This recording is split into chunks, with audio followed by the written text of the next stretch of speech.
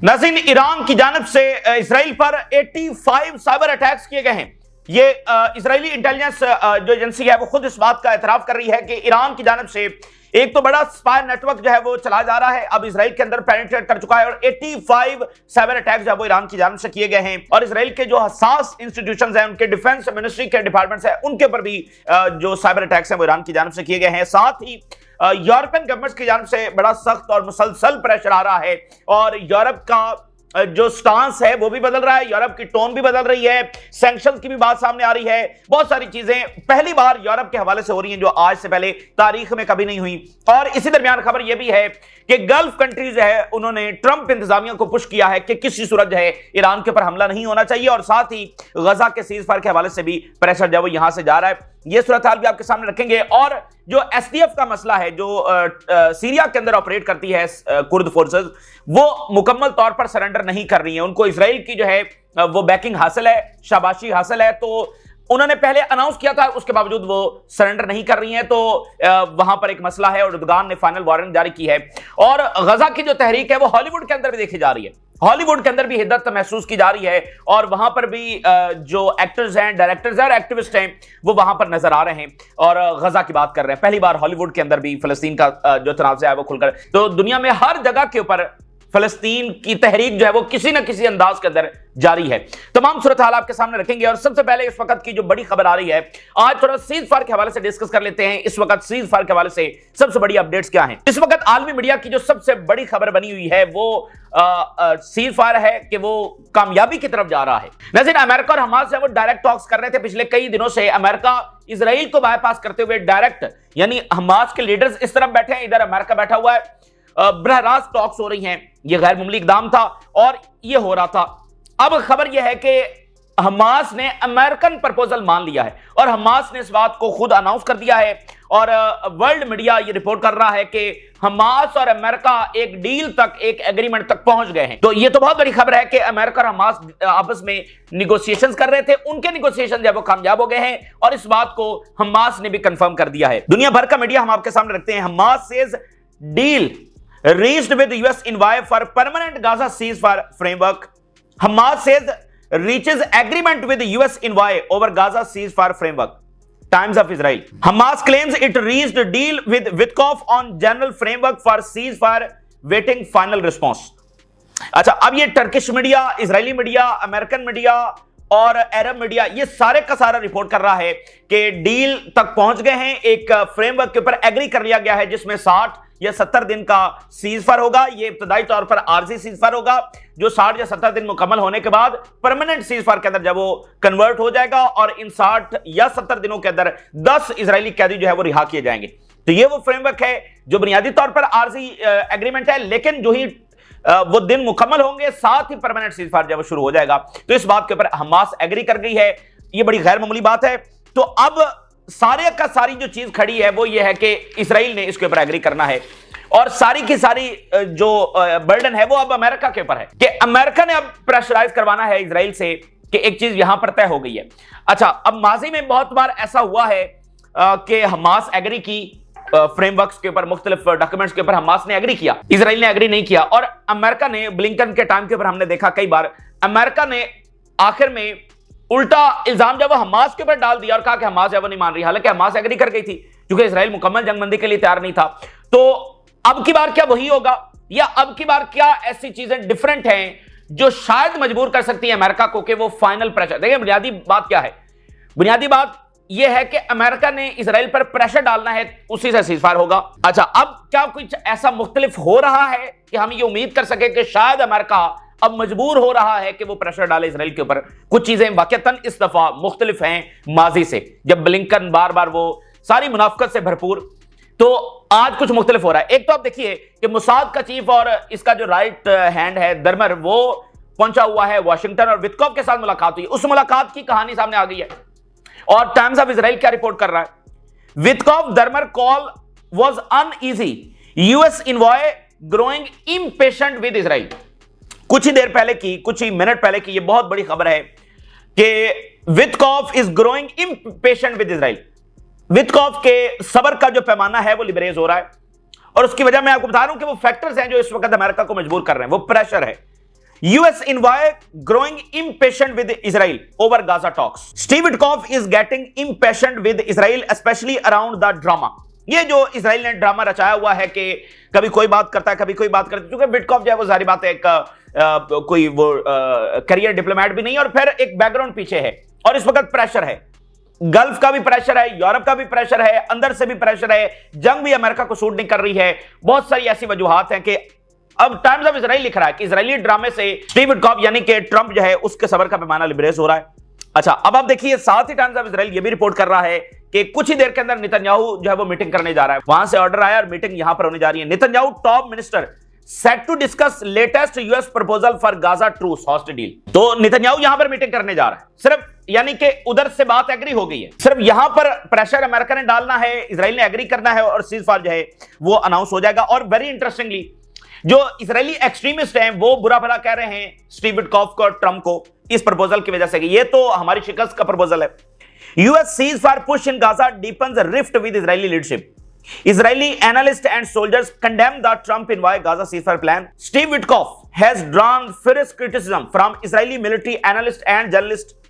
They saying very bad and warning that it would roll back the recent battlefield gains. तो मुख्तलिफ headlines मैंने आपके सामने रखी जिसमें वो क्रिटिसाइज कर रहे हैं, तानो तशनी कर रहे हैं, धमकियां लगा रहे हैं स्टीव विटकॉफ को, यानी कि ट्रंप इंतजामिया को कि ये जो प्रपोजल उसने पास किया है, अमेरिका ने भी एग्री कर लिया ना, अमेरिका और हमास ने एग्री कर लिया, तो इधर जो एक्सट्रीमिस्ट हैं वो बुरा भला कह रहे हैं स्टीव विटकॉफ और ट्रंप इंतजामिया को। तो देखिए बात सिर्फ इतनी सी है कि क्या अमेरिका प्रेशराइज करवा सकता है, क्या अब वो वक्त आ गया है कि अमेरिका मजबूर हो चुका है कि वो इजराइल से ये सीजफायर एग्री करवाए।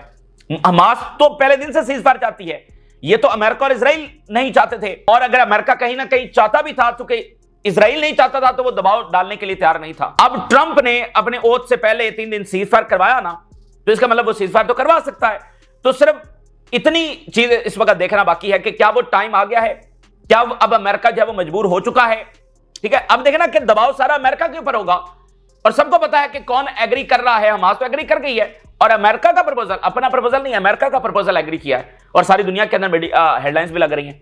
तो इसलिए प्रेशर काफी, और जैसे कि बाकी फैक्टर्स मैं आपके सामने रखता हूं, यूरोप से बहुत सख्त प्रेशर है, और गल्फ जहां से इन्वेस्टमेंट्स आनी है, और मैंने आपको बताया कि वो हवा के अंदर तहलील हो जाएंगी, क्योंकि वो कैश नहीं है, वो मशरूत है इस अमन के साथ, वो इन्वेस्टमेंट नहीं मिलनी है, वो तभी मिलेंगी जब यहां पर मसला हल होगा, वो कोई कैश नहीं है, तो वो इन्वेस्टमेंट जहां से लेनी है, गल्फ से प्रेशर है बहुत ज्यादा। और अब जरा देखिए बर्तानिया की गवर्नमेंट का बड़ा हार्श जो स्टेटमेंट है अभी जारी हुई है बर्तानिया की गवर्नमेंट की जानिब से, और फौरी जंगबंदी का मुतालबा किया गया है। नहीं, यूरोप मैटर करता है ना अमेरिका के लिए, अमेरिका देख रहा है कि यूरोपियंस क्या स्टांस ले रहे हैं, क्योंकि अगर यूरोपियंस इजराइल की जेनोसाइड को हाईलाइट करेंगे तो अमेरिका की जो सॉफ्ट पावर है, अमेरिका का जो इमेज है दुनिया में और ज्यादा डैमेज होगा, जो कि अमेरिका कभी नहीं चाहेगा। We strongly oppose expanding military operations in Gaza, ये बर्तानिया की गवर्नमेंट का भी बयान जारी हुआ है। We call on Israeli government to halt its offensive and immediately allow aid to reach Gaza, फौरी तौर पर हमले जो गजा पर रोके जाएं और एड दाखिल की जाए। We continue to refuse to issue licence for military goods that Israel may use in the conflict. Military से रिलेटेड जो मटेरियल है या वेपन्स हैं, बर्तानिया की गवर्नमेंट ये कह रही है कि हमने उसके ऊपर बैन लगा दिया है। तो ये यानी कि यूरोप का जो स्टांस है। और फिर देखिए स्पेन के prime minister, we cannot remain silent about the violation of international humanitarian law in Gaza and the killing of more than 50,000 people। ये प्रेशर हो गया। और हॉलीवुड के अंदर देखिए वो तहरीक जो आज तक नहीं देखी गई हॉलीवुड के अंदर, और हॉलीवुड के ऊपर तो सारा इन्फ्लुएंस ही इजराइल का है, उन्हीं के ब्रॉडकास्टर, उन्हीं के प्रोड्यूसर्स, उन्हीं की जो फिल्म कंपनीज हैं, बहुत ज्यादा इन्फ्लुएंस है, और सवाल ही पैदा नहीं होता कि वहां से कोई आवाज फलस्तीन के लिए आए। तो अब जनाब वहां पर हॉलीवुड में एक पूरी हिद्दत जब महसूस की जा रही है, यानी हर सतह के ऊपर जंग जारी है। अब एक हॉलीवुड की अदाकारा है जो असल में ताल्लुक रखती है इजराइल से, और इजरायली आर्मी के अंदर भी वो सर्व कर चुकी है, और उसके बाद वो हॉलीवुड के अंदर चली गई। तो अभी रिसेंटली एक दिन कबल जो है वो उसको हॉल ऑफ फेम के अंदर शामिल किया गया। अच्छा, तो उसका जो स्टार था उसके ऊपर जो गाजा एक्टिविस्ट हैं, जो वहां के जबरदस्त लोग खड़े हुए हैं फलस्तीन के लिए, उन्होंने उसके स्टार के ऊपर लिख दिया है बेबी किलर। यानी आप जरा अंदाजा करें किस लेवल के ऊपर मामला चले गए। Baby killer painted on Gal Gadot, the Hollywood star. Heartful protest message condemning the Israeli genocide was painted on the star of deeply polarizing actress. ये जो गाल गैदत है इसका असल नाम जो है वो ग्रीन स्टेन था, और उन्होंने कुछ और बाकी जगहों के ऊपर इसका ये वाला नाम भी लिखा ग्रीन स्टेन, ये हेब्रियू के अंदर इसने ग्रीनस्टेन को गैदर जो है वो किया, तो वहां पर उन्होंने ग्रीनस्टेन लिखा और बहुत सारे फ्रेजेस दीगर भी लिखे जिसमें उन्होंने कहा such as the Israeli snipers targeting children underscoring the protest alignment with global outreach over civilian deaths in Gaza. Baby killer लिखा, फिर ये वाला नाम उसका लिखा और मुख्तलिफ फ्रेजेस और भी लिखे कि इजरायली स्नाइपर जो है वो फलस्तीनी बच्चों को मार रहे हैं। तो ये हॉलीवुड के अंदर मतलब हर लेवल के ऊपर कुछ ना कुछ चल रहा है, तो ये प्रेशर है। अब सिर्फ देखना यह है कि क्या ये सारे फैक्टर्स और अंदर जो हालात हैं और जो अचानक ऊपर फोकस करना है, क्या ये सारी चीजें मिलकर क्या प्रेशराइज कर सकती हैं।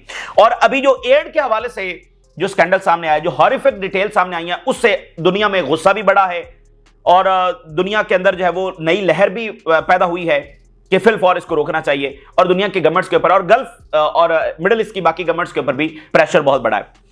एड के हवाले से बड़ी आप कह लें कि हॉरिफिक स्टोरी जो है सामने आ रही है। नाज़रीन, इजराइल ने अचानक जब वो गजा के अंदर एड दाखिल कर दी है बगैर किसी मुआहिदे के। अब वो देखें कि 80 दिनों से एड रोकर बैठा हुआ था, अब अचानक अपनी ही तरफ से बगैर किसी मुआहिदे के यूनाइटेड नेशन के नोटिस में लाए बगैर एड के ट्रक जो है वो दाखिल कर दिए और इसके अपने जो कंपनीज ने बनाई है उसके तहत एड डिस्ट्रीब्यूट हो रही है। लेकिन उसमें काफी सारी हौलनाक बातें। पहली हौलनाक बात तो यह है कि यूनाइटेड नेशन को पता नहीं है, जो वहां पर लेजिटिमेट इदारे हैं उनको पता नहीं है, तो ये खाना क्या इसमें जहर हो सकता है, ये बात इस वक्त चल रही है। ठीक है ना, ये बड़ी एक हौलनाक बात है, लेकिन ये चल रही है और गल्फ रियासतें भी इस हवाले से बहुत कंसर्न है और यूनाइटेड नेशन बाकी सारे कि क्या ये अचानक इजराइल ने खुद से क्यों दाखिल किया है। फिर इन्होंने अपने एड सेंटर्स बना दिए कि वहां पर खाना तकसीम होगा, यूनाइटेड नेशन के एड सेंटर्स पर नहीं होगा। और फिर इन्होंने एक और जो बेरहमी की, और मुझे नहीं पता कि ये इतना कुछ करने के बाद कैसे ये समझते हैं कि ये दुनिया में सेफ और सिक्योर हो जाएंगे। अब जरा देखिए, इन्होंने एक एड सेंटर के ऊपर गोलियां भी चलाई हैं जिसमें फाका ज़्यादा 10 फलस्तीनी शहीद हो गए, जो खाना लेने के लिए आए थे। फाका ज़्यादा 10 फलस्तीनी शहीद हो गए, 62 इंजर्ड हुए हैं। आप जरा अंदाजा कर लें ये हो क्या रहा है गजा के अंदर।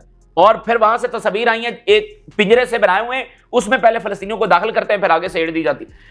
मतलब कोई बेरहमी की कोई इंतहा होती है और यहां पर सारी तो ये जो तस्वीर और फिर अचानक से एड दाखिल होना और फिर वहां पर जो भूखे फलस्तीनी खड़े हुए थे उन पर गोलियां चला दी, तो इससे भी और ज्यादा प्रेशर भी बढ़ा है और गुस्सा भी बढ़ा है और गल्फ रियासतों पर प्रेशर आया है, यूरोप के ऊपर प्रेशर आया है। इसलिए वहां से जब स्टेटमेंट्स आ रही हैं और अमेरिका के ऊपर डेफिनेटली प्रेशर है कि उनका इमेज दुनिया में किस तरह से उनको देखा जा रहा है। और मैंने आपको बता दिया कि ये जो इन्वेस्टमेंट्स है इसको हवा के अंदर तहलील समझे कि ये मसला अगर यहां पर हल नहीं होता, तो बहुत सारे फैक्टर्स हैं, देखते हैं कि अल्टीमेटली क्या ये मजबूर करते हैं या नहीं। इसी दरमियान खबर यह है कि जो गल्फ रियासतें हैं उन्होंने पुश किया, मजबूर किया अमेरिका को कि वो ईरान के ऊपर किसी तौर पर हमला ना करें और वो ईरान जंग अफोर्ड नहीं कर सकते हैं। Gulf leaders urge Trump to avoid Iran strike, support diplomacy. Saudi, Emirati, Qatari leaders have warned Trump against military action on Iran's nuclear facilities. Times of Israel. Saudi, Qatari, UAE leaders told Trump they oppose strike on Iran. ये बड़ी important बात है कि यहां से भी एक message गया है। तो फिर सवाल यही उठता है कि अगर ये सीरिया के हवाले से, बाकी इश्यूज के हवाले से ट्रंप इंतजामिया को प्रेशराइज कर सकते हैं, अपनी बात मनवा सकते हैं, तो गजा के हवाले से क्यों नहीं मनवा रहे? तो इसलिए एक मुसलसल प्रेशर है और वो बढ़ता चला जा रहा है। खासकर जब यूरोप ने अपनी, देखें बेनकाब हो जाता है ना कि भाई यूरोप पहले कह रहा था ना इजराइल सेल्फ डिफेंस कर रहा है, अमेरिका भी कह रहा है। देखें लोग तो वही हैं, मीडिया वही है, सारी चीजें कनेक्टेड हैं।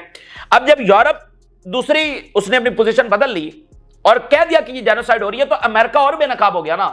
भाई यूरोपियन मीडिया कह रहा है जेनोसाइड हो रही है, तो अमेरिकन मीडिया कैसे कहे कि जेनोसाइड नहीं हो रही? तो ये बहुत फर्क है कि यानी इससे पहले कभी ऐसा नहीं हुआ कि यूरोप और अमेरिका का किसी नैरेटिव के हवाले से इतना इख्तलाफ आ गया हो। यूक्रेन की जंग है तो सेम नैरेटिव है, इराक की वॉर है सेम नैरेटिव है, हर वॉर में सेम नैरेटिव है। इसमें भी अभी तक तो सब सेम ही था। वो कह रहे थे कि इजराइल सेल्फ डिफेंस, अब जब यूरोप कह रहा है और फिर यूरोप के अंदर डिवीजन के जब 20 मुल्क एक तरफ खड़े हो गए हैं, तो जो बात नहीं कर रहे उनको भी करनी पड़ेगी क्योंकि वो एक्सपोज हो रहे हैं। क्योंकि पहले तो वो कह रहे थे ना ईरान कहता है जी जेनोसाइड हो रही है तो हम इसको कैसे मान लें, अब तो वो उनके अपने लोग कह रहे हैं कि जेनोसाइड। तो ये बड़ी इंपॉर्टेंट चीजें हैं। और फिर आप देखिए इजरायली आर्मी के अंदर जो फीमेल की मोबिलाइजेशन है उसको रोक दिया गया, जिससे जो बर्डन है वो और ज्यादा बढ़ गया। नाज़रीन, एक पायलट प्रोजेक्ट जो वो इजरायली आर्मी की जानिब से शुरू किया गया था जिसमें फीमेल को इस जंग में दाखिल करना था। 6 महीने की ट्रेनिंग उनको दी गई है और 6 महीने की ट्रेनिंग के बाद आज ये प्रोग्राम कैंसिल कर दिया गया है और इसमें बताया गया कि जो फीमेल है वो इस कैपेबिलिटी नहीं रखती, इतनी काबिल नहीं है कि वो जाकर जो वो जंग लड़ सके। 6 महीने की ट्रेनिंग के बाद आज फारिग कर दिया है, तो वो जो जगह जाकर उन्होंने लेनी थी अब वो दूसरे फौजी भेजना पड़ेंगे, वो बर्डन और ज्यादा इजरायली जो ऑलरेडी फटीग आर्मी है उसके ऊपर बढ़ गया है। Israeli occupied forces halt female combat mobility programme citing fitness concern. The decision was made after 6 month training review concluded that while the female participant demonstrated strong professional skills, their physical fitness fell short of the demands required for the specific combat role।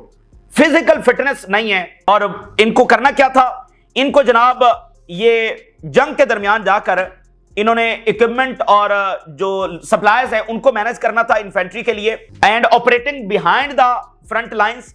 और अगर कोई फौजी जख्मी हो जाते हैं तो उनको इवैक्यूएट करना था, इवन अंडर फायर, अगर सामने गोलियां भी चल रही हैं तो भी इवैक्यूएट करना है और सप्लाईज पहुंचानी, ये इनका काम था। तो वो जनाब आज प्रोग्राम ये कैंसिल कर दिया गया है। 6 महीने की ट्रेनिंग और बजट। और मेडिकल डाटा साइटेड इन halting Israeli occupied forces female soldiers training pilot. अब ये मेडिकल डाटा, अब ये भी एक मशकूक सी बात है कि ये इनके साथ हुआ क्या, लेकिन बहरहाल जो भी हुआ है तो ये फीमेल वाला प्रोग्राम भी गया। तो ऑलरेडी जो आर्मी है एग्जॉस्टेड है, अब फीमेल ने जाकर उसको पूरा करना था और वो फीमेल वाला प्रोग्राम है और 6 महीने ट्रेनिंग की है। ये जनाब इजराइल की अंदरूनी हालत है। और इधर एसडीएफ वाला जो मसला है वो मुकम्मल सॉल्व नहीं हो रहा है। देखिए सीरिया भी मुकम्मल स्टेबल नहीं है और वहां पर 22 ग्रुप्स इस वक्त हुकूमत कर रहे हैं, जिसके नुमाइंदा जो है वो अहमद अल शरा है, और इजराइल की साजिशें भी जारी हैं। और आप जरा उर्दगान का भी थोड़ी देर पहले जो स्टेटमेंट आया है, Turkey's Erdogan warns SDF against stalling on Syrian integration deal. अब एसडीएफ ने अनाउंस किया, लेकिन अनाउंसमेंट के बाद जो है वो अपनी बात से फिर गए हैं। तो उर्दगान ने वार्न किया है कि ये जो इंटीग्रेशन सीरिया की हो रही है इसमें तुम जब रुकावट बन रहे हो और इसका नतीजा जो अच्छा नहीं निकलेगा। तो ये भी एक मसला दरमियान में मौजूद है कि इनको फंडिंग अमेरिका तो नहीं कर रहा, इजराइल कर रहा है, ठीक है ना, एसडीएफ को फंडिंग, क्योंकि टर्की और अमेरिका उस एक ही पेज के ऊपर आ चुके हैं ना। टर्की और अमेरिका की तो अच्छी अंडरस्टैंडिंग इस वक्त है, और जो सीरिया के इन्वॉय हैं वो टर्की के एम्बेसडर हैं जिनको सीरिया का इन्वॉय लगाया गया है, और सीरिया के ऊपर सैंक्शंस भी अमेरिका ने खत्म कर दी। तो ये इजराइल है जो एसडीएफ को सपोर्ट कर रहा है। तो एसडीएफ इसलिए जिसने पहले अनाउंस किया वो कह रही कि नहीं, वो हथियार नहीं डाल रहे और क्लैशेस भी कहीं ना कहीं हो रहे हैं, तो वो खतरा अभी तक बरकरार है। इसी दरमियान आखिर में जो खबर है वो बड़ी इंपॉर्टेंट है और इसके असरात हैं आगे चलकर। नाज़रीन, ट्रंप ने जो गोल्डन डोम अनाउंस किया है, अब ये दुनिया सोच रही है कि ये क्या है और ये आगे होने क्या जा रहा है। अब गोल्डन डोम जो है ये कंप्रीहेंसिव एयर डिफेंस सिस्टम है, यानी जैसे उनका पैट्रियट है, जैसे उनका थार्ड है, उससे बड़ा ये गोल्डन डोम है। और इसकी टोटल जो लागत है वो $175 बिलियन है, ठीक है, $175 बिलियन। और ये अकॉर्डिंग टू द ट्रम्प ये दुनिया का सबसे बड़ा एयर डिफेंस होगा, और ये कंप्रीहेंसिव एयर डिफेंस है। ये बैलिस्टिक मिसाइल को भी रोकेगा, ये हर तरह का मिसाइल, हर तरह का ये डिफेंस करेगा। $175 बिलियन, दुनिया का महंगा तरीन एयर डिफेंस। थर्ड वगैरह तो बहुत पीछे रह गए। अच्छा, अब नाज़रीन दुनिया को खतरा यह है, अमेरिका के इत्तेहादियों को खतरा है कि ये कोई नई प्रोडक्ट तो नहीं आई कि जो कल को हमारे ऊपर थोपी जानी है कि तुम भी खरीदो। और इसका एक इशारा भी आ गया है। ट्रंप ने कनाडा को कहा कि कनाडा जो है वो हमारी 51st स्टेट बन जाए, और $61 बिलियन जो उसने गोल्डन डोम के लिए पे करने हैं वो हम इससे नहीं लेंगे, इसको फ्री गोल्डन डोम मिल जाएगा। और ये स्टेटमेंट बड़ी इंपॉर्टेंट है क्योंकि जो बर्तानिया के किंग चार्ल्स हैं वो कनाडा पहुंचे और ट्रंप को मैसेज देने के लिए पहुंचे इन स्टेटमेंट्स के जवाब में। उनके दौरे के बाद ट्रंप ने यह दोबारा कहा कि कनाडा हमारा हिस्सा होगा, साथ ये गोल्डन डोम। अब आप देखिए साउथ कोरिया, यूरोप, गल्फ, इधर उधर सब जगह पर थार लगा हुआ है, पैट्रियट लगा हुआ है। तो अब अमेरिका की सबसे बड़ी इंडस्ट्री तो असलिया फरोख्त करना है ना। तो अब क्या ट्रंप ये कहेंगे कि गल्फ को कि आपको वहां से खतरा है तो आप जरा गोल्डन डोम हमारा खरीदे ना, बड़ा अच्छी प्रोडक्ट हमारी आई है। साउथ कोरिया कहेंगे देखो कितना खतरा है नॉर्थ कोरिया से, तो गोल्डन डोम खरीदो। तो ये तो बड़ा दुनिया के लिए मसला होने वाला है, क्योंकि ट्रंप ने इशारा कर दिया है और वो बना इसलिए रहे हैं भाई दुनिया को फिर बेचेंगे, कहीं ना कहीं फिर खतरा भी क्रिएट करेंगे कि अगर कोई नहीं खरीद रहा तो उसको खरीदने पर मजबूर भी करेंगे। तो ये एक नया मसला दुनिया में खड़ा हो गया है। और अब जैसे दुनिया बदल रही है, ड्रोन वॉरफेयर की तरफ जा रही है, तो इतना महंगा तरीन एयर डिफेंस और दुनिया इनके इत्तेहादियों को खतरा है कि अच्छा ये हमसे कहा जाएगा कि आप खरीदें। तो बहरहाल ये इशू भी साथ साथ चल रहा है। तो दुनिया रुकी हुई है इस अंदाज में कि दुनिया peace, prosperity, construction, investment, startups इसकी तरफ नहीं जा पा रही, खासकर मिडिल ईस्ट की हम खास तौर पर बात करेंगे। इस तरफ नहीं जा सकता है जब तक कि यह मसला हल ना किया जाए। और अगर इसको इसी तरह ड्रैग ऑन किया गया तो अल्टीमेटली आने वाले महीनों के अंदर पूरा रीजन इसके अंदर ड्रैग हो जाएगा। फिलिस्तीनियों को डिस्प्लेस करना, गजा पर कब्जा करना, ये पॉइंट ऑफ नो रिटर्न है, ये डिस्ट्रक्शन है, ये तबाही है सबके लिए, जिसको ना यूरोप अफोर्ड कर सकता है ना मिडिल ईस्ट अफोर्ड कर सकता है। तो ये ताजा तरीन सूरत हाल जो आपके साथ शेयर किया, आपने राज लगा करें। इजाजत दीजिए, अल्लाह हाफिज।